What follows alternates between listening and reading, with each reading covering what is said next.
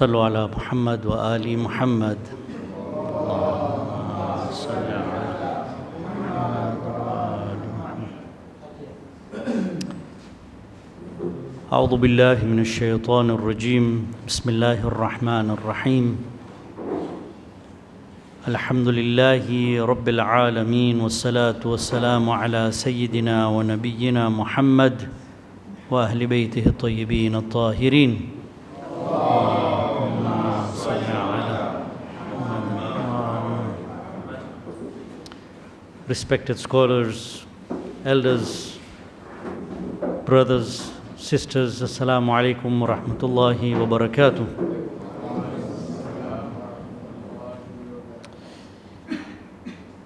We have again been given this golden opportunity to meet up on a blessed night of Laylatul Jumu'ah, Thursday night, which is the Laylatul Qadr of the week.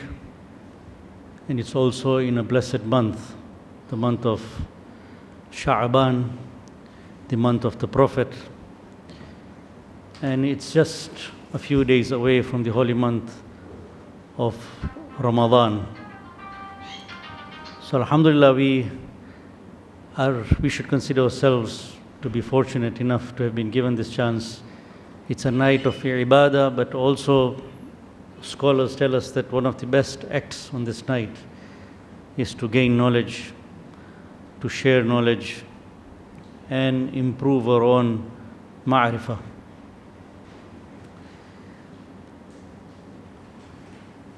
With the happenings around the world just now, the political situation, a gathering like this would be an ideal setup to discuss politics of the world. I don't know what you had in mind when you saw the topic, the economic corridors.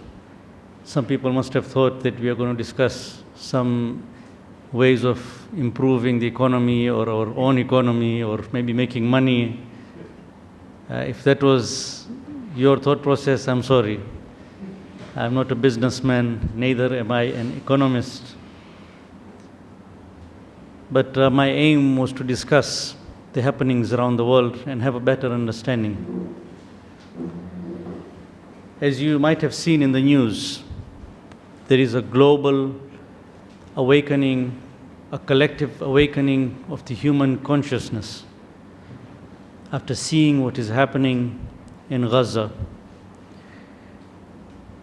It's a very unique war. We are seeing oppression that we have not seen before, but it's also unique because we are seeing resistance that we've never seen before. So you have two extremes on either side.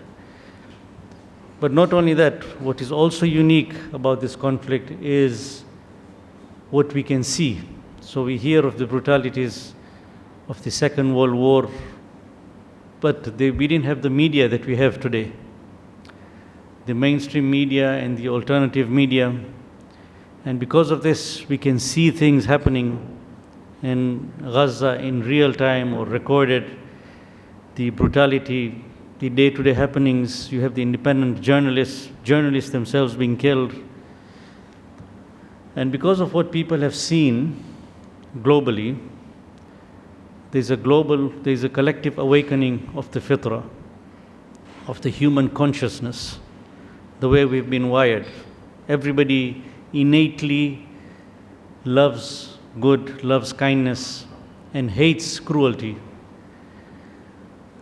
And this was manifested in the immolation of Aaron Bushnell. For those of you who saw the clip the other day, the active American Air Force personnel or a soldier goes outside the Israeli embassy and burns himself. But before that, he says that I'm going to do something very extreme just to bring an awakening of the people who are going to watch it. And people would ask, why is he doing this? And as a result, the answer would come again from Gaza. And he would say that what I've gone through is nothing compared to what the children and women and the people of Gaza are going through. Unfortunately, this part of the world, we haven't been able to do much with the restrictions that we have here. But the least we can do is at least rise a level in our awareness that we have about the situation, and maybe study the analysis and try to know what is happening. That would be the first step. And as a result, make an effort not to be on the wrong side of history. So the topic of discussion is economic corridors. Economics, we all know, uchumi kwa Kiswahili. It is a bar by which the success of a government is judged, or the success of a country is judged. So it is a criteria. If the economy is good, a country is successful, and the leader is also considered to be successful. Corridors, I don't know the Swahili word for corridor. What is a corridor in Kiswahili? Ukumbi? If I got the word right, ukumbi? So it is the path that connects the rooms. It is the path that connects the rooms. A corridor is a long passage in a building with doors and rooms on one or both sides. So if you're in a house, you would have a corridor, ukumbi. Yeah, so you have a room and another room, but the path that connects it is called a corridor. Ukumbi, yeah? Asan. There's also another definition. A corridor is a strip of land that connects one country to another, or it gives a route to the sea through another country. So if you notice in this definition, the sea has been mentioned. And sea is it's a vital point for the economy of any country. Why? Because 80% of the movement of goods from one country to the other, or from different parts of the globe, 80% is through maritime route, through the sea. So it is vital for any country, for its economy, to have access to the sea, either directly or indirectly. But not only the sea, but within the sea you have the ships, which we take very lightly. Oh, it's just floating. But Allah mentions it in the Quran so many times. So Surah Luqman, for example, أعوذ بالله من الشيطان الرجيم ألم تر أن الفلك تجري في البحر بنعمة الله ليريكم من آياته. Have you not regarded that the ships sail at sea with Allah's blessing, that He may show you some of His signs? إن في ذلك لآيات لكل صبار شكور.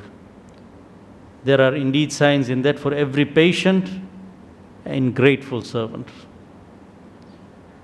And very interesting, there are several verses which talk about ships, and this patience and gratefulness has been mentioned. So the floating of ships, it may be a principle of physics, a common question that they would ask you in physics. Why does a needle sink and why does a ship float? Something as light as a needle sinks, and why does a ship float? These are principles of physics. But Allah says it's nothing but my blessings. And in this, you should take lesson and have a lot of patience. The maritime route requires a lot of patience. If you've gone by boat, it's not the fastest of routes. You have to have a lot of patience. There are weather conditions that it's dependent on. And there's a lot of thankfulness involved. When you reach your destination, you're truly thankful. For those of you who have gone through a flood or a storm at sea, if you've gone through the big waves, when you reach land, automatically, Alhamdulillahi Rabbil Alameen. If you've gone through to Zanzibar and the sea was very rough, or when you're coming back by the last boat, when you reach the port here, you're like, Alhamdulillah, we made it safely. It's scary. So you have to be patient. It takes time. Flight is 20 minutes. By ship is 1.5 to 2 hours. So definitely a little bit longer, and it's a bit rough. So you have to have patience and you have to have gratefulness, but it's a sign of Allah. We should be aware of it. So just to get into the topic, so we are talking about corridors. So it's a way, a path that connects two lands or two countries, or a path that gives you access to the sea.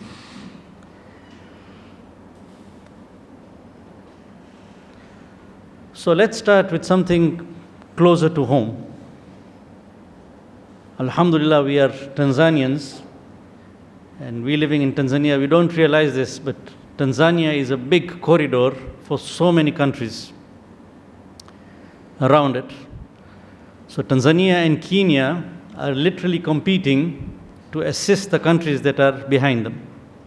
So one side you have Uganda, you have Rwanda, Burundi, Congo, Zambia, Malawi. These are all landlocked countries. They don't have access to the sea. And most of them come through Tanzania. So you must have heard of transit goods. Bulk of the goods that come through our port here are transit goods, be it cars, be it oil, or whatever. And Tanzania and Kenya are competing. So Tanzania is a corridor now. It's an economic corridor. And you can earn so much. The whole economy can just run on a port. So the politics of the port that was happening recently, you know why it's happening. People are fighting for that opportunity to make an extra buck.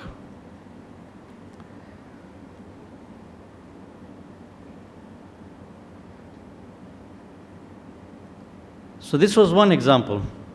For those of you, so before we go into that, I'll just take you back to this map of Tanzania. You've heard of the pipeline. So there's oil that has been discovered in Uganda, in Lake Albert in Uganda. So much of oil in Uganda, but they can't take it anywhere. It either has to go through Kenya or it has to go through Tanzania. So the pipeline that is being laid now from Lake Albert all the way to Tanga port. And Tanzania is going to get a commission from that. So now Tanzania is becoming an economic corridor. It's called the EACOP, East African Crude Oil Pipeline. So this was just an example. Another example, which is very interesting for those of you who are following the news. One of the fastest growing economies in Africa is Ethiopia. And it was going at a very, very rapid rate until the Tigray war that they had to go through, a civil war that slowed them down. But an economy that is growing very fast. But a problem that they have is it is landlocked. So you have Eritrea right on the north there. This was part of Ethiopia, but it sought independence and it's become independent. So this was its access to the Red Sea. So that is not there anymore. And they say the boundary of Ethiopia, the whole boundary of Ethiopia is within 200 miles of the sea, but it doesn't have access to the sea. So a fast-growing economy, and you don't have access to the sea. So what you have to do is you have to offload a big chunk of what you earn to a country to give you access to the sea. So in this case, Ethiopia has been using Djibouti. And they've been giving them almost 10% of their GDP just to have access to the sea. So now they had to think of an alternative, that we are paying so much money. Eritrea, we don't want to, they're not our friends. They've had a war with Eritrea. So he says it'll make us too vulnerable. We should not be using Eritrea. So what they did was, you have Somalia on this side, if you see on the map. There is civil war and instability in the whole of Somalia. But this area here, Somaliland, is absolutely peaceful. Life is going on as usual. In fact, it's prospering, Somaliland. It is part of Somalia, but it's very peaceful compared to the rest of the country. And what they're trying to do now is Somaliland is trying to separate itself from the main Somalia, but it's not getting recognition. The African Union is not giving it recognition. So they're desperate for recognition. And if you get recognized, then you have access to bank loans from the IMF or World Bank.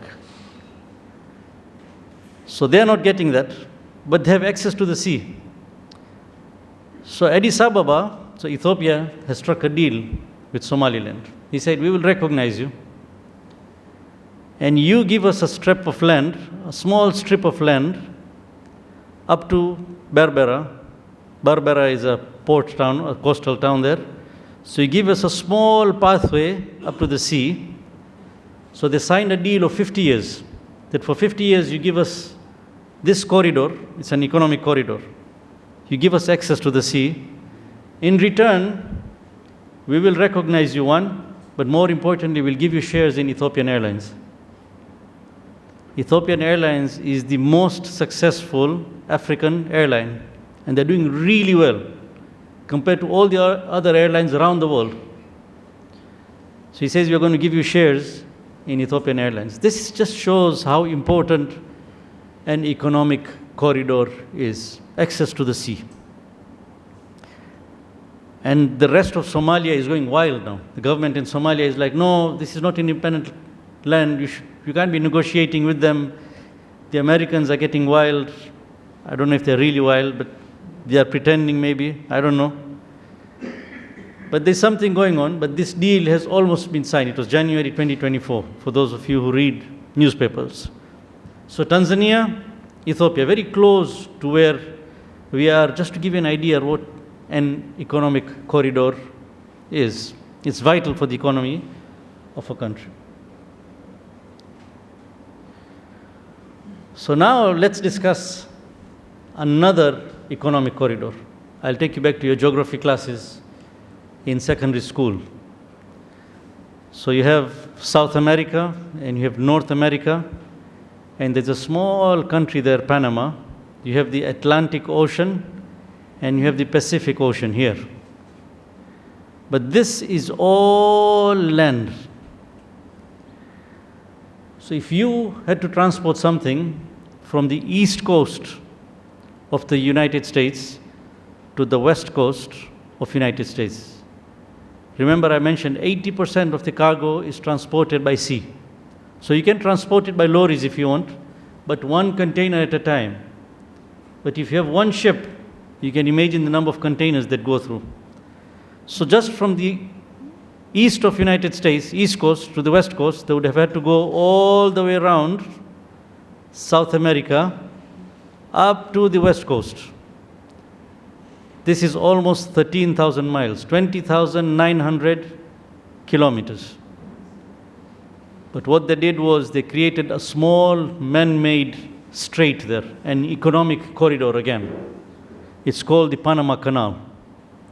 So now, from 20,900 kilometers, you just have to travel 5,200 miles or 8,300 kilometers. 20,000, 8,000. And the time that is saved. So if you have to go all the way around, it would take you 10 days. This would just take you 11 hours to cross. So amazing, a human corridor. So this opened in 1914, and according to contractors, we have a contractor here in the audience. So contractors term this to be one of the 7 wonders of the world. The Panama Canal is one of the 7 wonders of the world. If you want to see the heights of human intelligence, or what humans can achieve when they apply their intellect, you should see the Panama Canal. So we'll come to that. But 1914, it was opened. Its length is 82 kilometers. And we'll see how it works. But coming to the political part of it, because it's so vital, this path, United States said, we are not going to let it go. Although it is in Panama, but we are going to own this place because it's very vital. 1977, Omar Torrijos, who was the head of Panama at that time, we discussed about him when we are discussing the confessions of an economic hitman. So he was the one who said, okay, we should get something. This path is running through our country, Panama is running through our country, we should get something out of it. You can't be taking everything from it. So they started negotiating until Jimmy Carter and Torrijos sat together and a contract was made in 1977. So partially managed by Panama, but the political and foreign policy of the canal was still managed by the US. And then 1999, Panama took control. But in 1989, there was a big war there.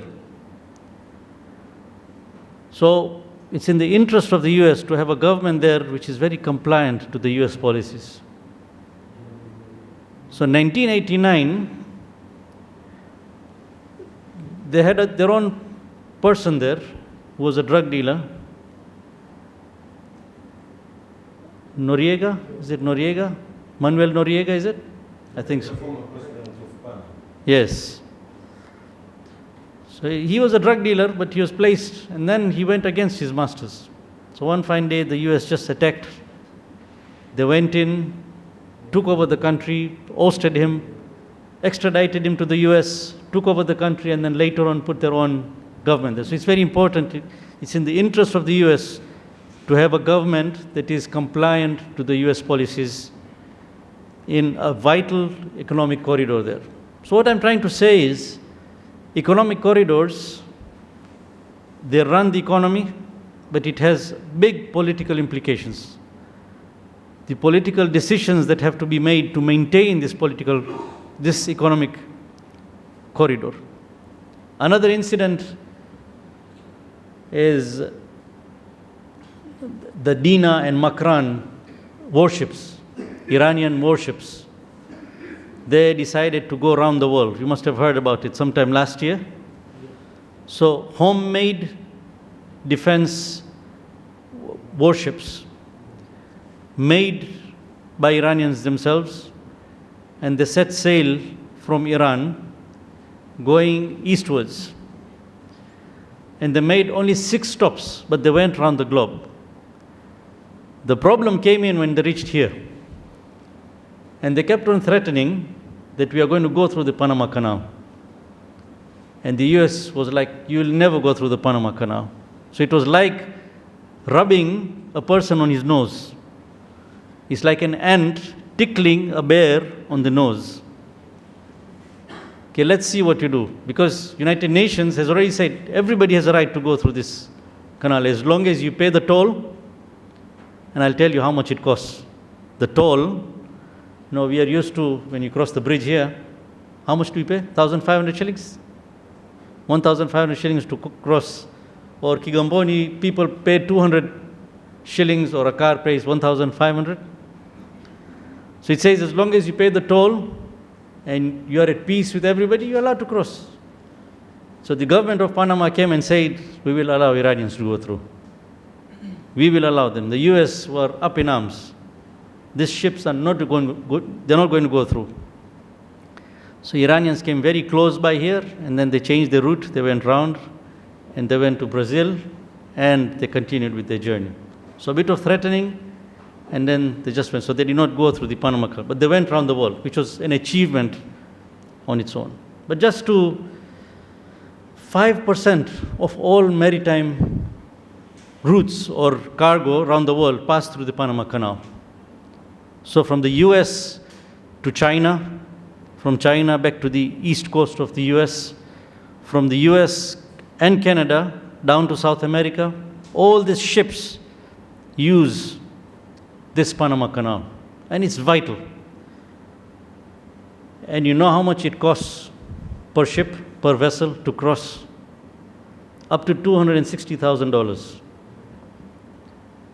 Every vessel has to pay up to $260,000 as toll to go through this canal.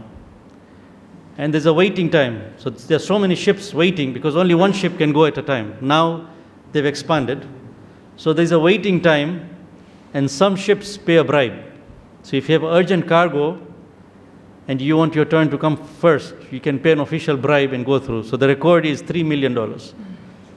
A Japanese ship paid $3 million in bribes so that their turn comes first and they get to cross. Even if you swim, if you decide to swim, you have to pay a toll in this canal. So I don't know if this video will play. I just wanted to see how the canal works. So you have the Atlantic Ocean on one side, and you have the Gatun Lake, which is 26 meters higher than the ocean. It's up in the mountains. And then you have the Pacific Ocean. So it's as if you have to go up and you have to go down. How do you do that? I want you to watch this video. Just hope it works.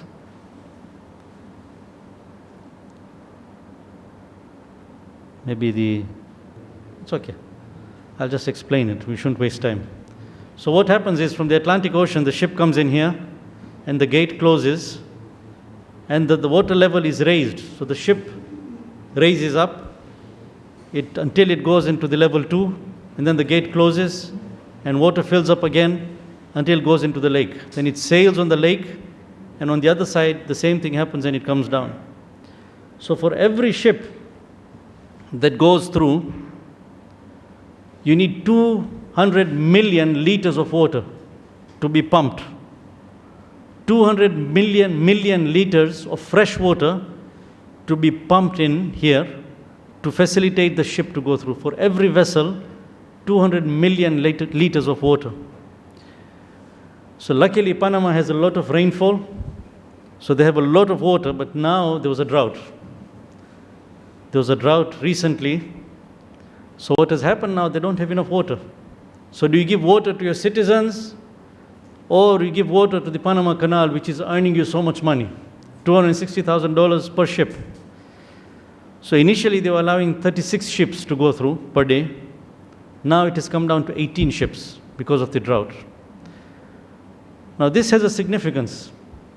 Because of this drought, the waiting time for ships has increased.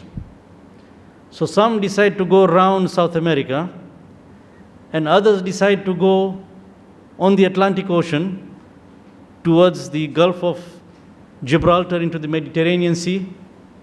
But then the problem is Bab al-Mandab. Bab al-Mandab, the Ansarullah sitting there, attacking ships. So both ways it has become a problem. There's drought on one side, and there's a political situation in the Red Sea.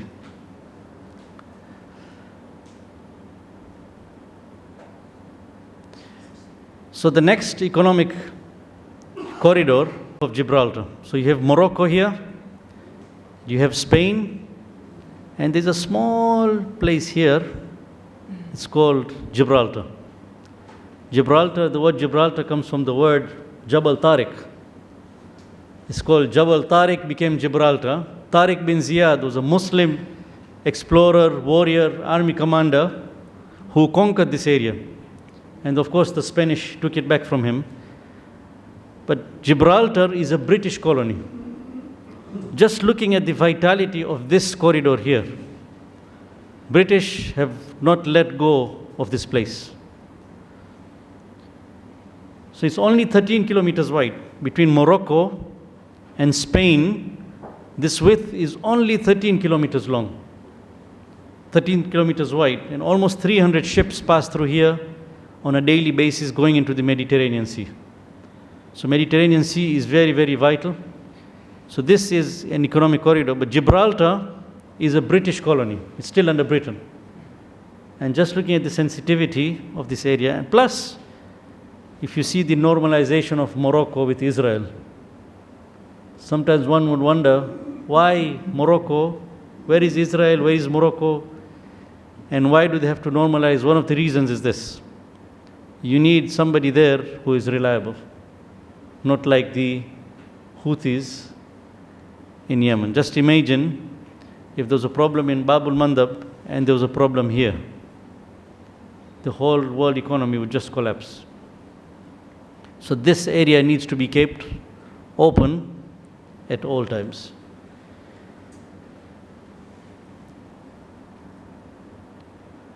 Now, this is an interesting one. This is another economic corridor and a very, very vital one. So you have the Mediterranean Sea. So one side of Mediterranean Sea, you have Gulf of Gibraltar. On the other side, you have the Red Sea going down through the Suez Canal. And on this side, you have the Black Sea.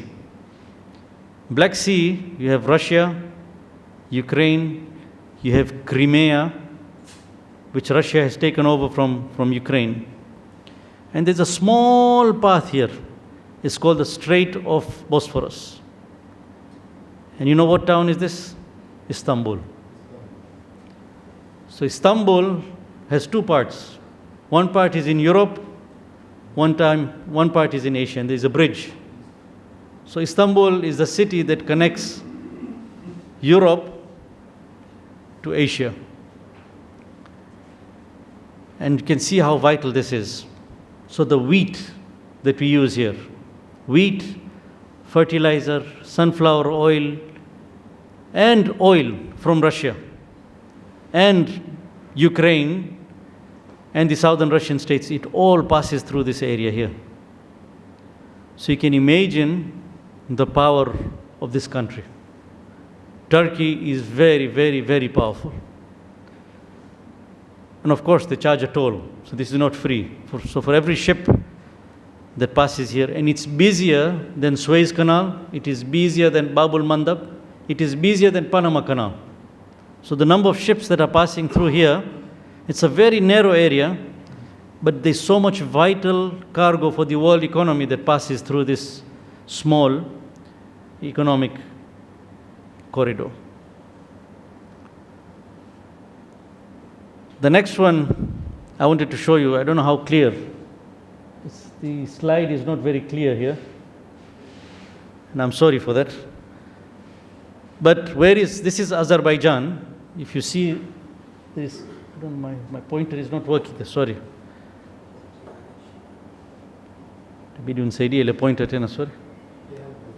Okay, I got it, I think. Yeah. Sorry. All this time I thought I was showing you the right thing.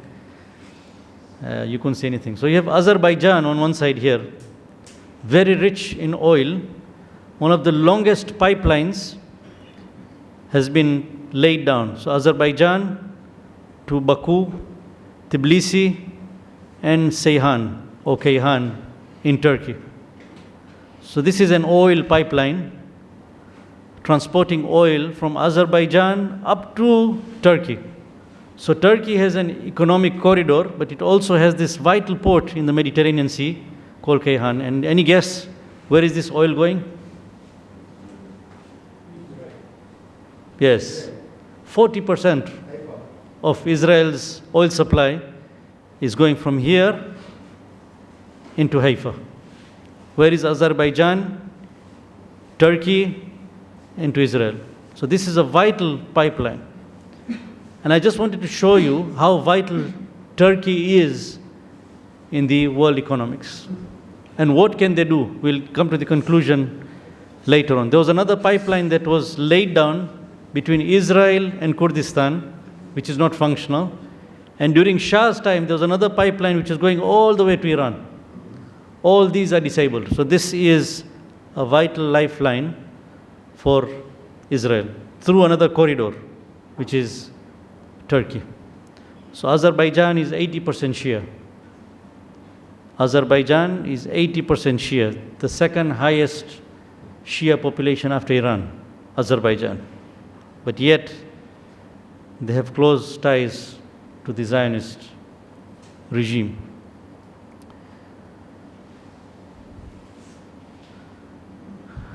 Yes.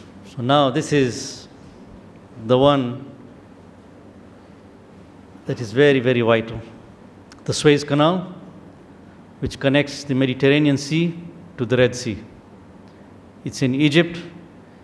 It started in 1869. It was opened, 193 kilometers long. This path here is 193 kilometers long. And just imagine if it wasn't for this Suez Canal, ships would have to go around Africa, all the way around Africa, up to the Mediterranean Sea, through the Gulf of Gibraltar. Because of the Suez Canal, it reduces sailing times by 6 to 10 days and 6,000 miles. So instead of ships going through around Africa, you can see how vital this is, Suez Canal. And what is more vital, so Suez Canal crisis, 1956, I was not born at that time, but there's some, I don't know who remember, I met somebody in the mosque, and he clearly remembers the Suez Canal crisis. So this Suez Canal, it was so vital, again controlled by the British and by the world powers at that time. And Gamal Abdel Nasser, the president of Egypt, decided to nationalize it. He says this Suez Canal runs through Egypt and it will belong to Egypt, and the proceeds of the Suez Canal will go towards Egypt. And it was crisis. The moment he nationalized it, Britain, Israel, and France attacked Egypt just to let go of this place. But luckily, United Nations came in between, and they say this was the fall of the British Empire. The British Prime Minister had to resign. For 6 months, this Suez Canal was closed. 6 months, the Suez Canal was closed, but the world economy was in shambles. That's how vital this is. For every ship to cross, any guesses what toll do we pay here? How much does every ship have to pay to cross through the Suez Canal? It's $400,000 to $700,000. Every ship, every vessel has to pay $400,000 to $700,000 to go through the Suez Canal. So you can imagine, and all this goes to Egypt. So after the Houthis started attacking ships here, the traffic has gone down by 46%. The ships crossing Suez Canal has gone down by 46%. So you can imagine what is happening to Egypt now. You're losing out on so much revenue, the number of ships that are going through. And as you come down, you have Bab al-Mandab there. Red Sea, you come down, and you have Bab al-Mandab, which is just 26 kilometers wide. So on one side you have Yemen, on the other side you have Djibouti. And this is where they've created hell for too long. But a few conclusions from this. If you look at all the canals, other than the Panama Canal, the Strait of Gibraltar, the Suez Canal, Bab al-Mandab, the Strait of Hormuz, and the north-south corridor, it is all in the hands of Muslim countries. Muslim countries are on one side or the other. And this just shows the power that Muslim countries have. If they do decide to do something jointly, it can bring any country to its knees. The Suez Canal crisis of 1956 was just an example. The oil crisis of 1977 by King Faisal was just an example to close the taps of oil. And it's enough to bring any country to its knees. But the problem is we don't have unity. All the countries are separate, they have their own policies. In fact, they are on the other side of history. And that gives the oppressors the audacity to do whatever they're doing. Number two, if you see these alternative pathways that are forming, the North-South corridor and the China Belt and Silk initiative, this is truly showing the decline of the US empire. Countries are doing things independently now. So it's the beginning of the fall. This is what the analysts say. Of this grand empire, this is the beginning of the downfall. Just like the closure of the Suez Canal was the fall of the British Empire of those days, this, they say there's something big that is going to come out from this. So the emergence of BRICS, Brazil, Russia, India, China, and South Africa, plus the other countries that have joined, Iran, Saudi Arabia, they are all in this alternative plan, although they're playing both sides. India is playing both sides, Saudi Arabia is playing both sides. But it's definitely weakening of the US. The rising power of China and BRICS, and lastly, the impact of the October 7th and the Ansarullah initiative. You can imagine October 7th is not restricted only to Palestine, but it has had a global effect. The global collective consciousness, there's an awakening, but the world economy is shaking because of a small attack by a small group on an oppressor.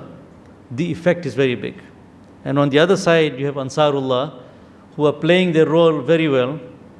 They are also causing shock waves in the world economy, just playing around in the world economic corridors.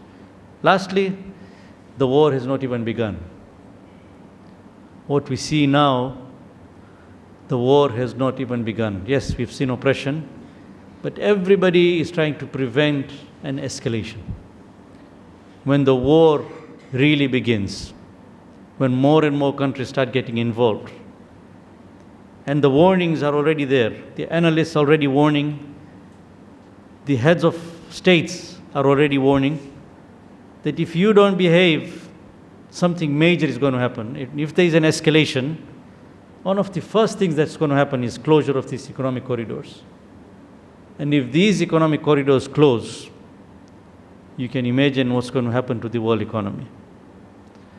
So the signs are there is going to be an escalation. And if there is an escalation, tough times ahead for all of us. And that is what we need to understand. The big question is, what side of history are we going to stand? Looking at what is happening, which side of history are we going to be? Are we going to hold on to a sinking ship or to an emerging ship? Only if you understand this will we be able to make the right choice collectively, and it's important to make the right choice. Till then, our du'as are very important. Allah is watching. He's looking at our consciousness. Where is our allegiance? How much are we doing? It's the biggest imtihan that we have. Are we praying enough for the oppressed people of Palestine? They are heading this war. It is just the tip of the iceberg. They are facing the brunt. But are we doing enough for them? Are we standing behind them? This is the test of our time. May Allah give us the tawfiq to make the right choice, inshallah. My apologies if I have bored you. Thank you for listening attentively. Assalamu alaikum wa rahmatullahi wa barakatuh.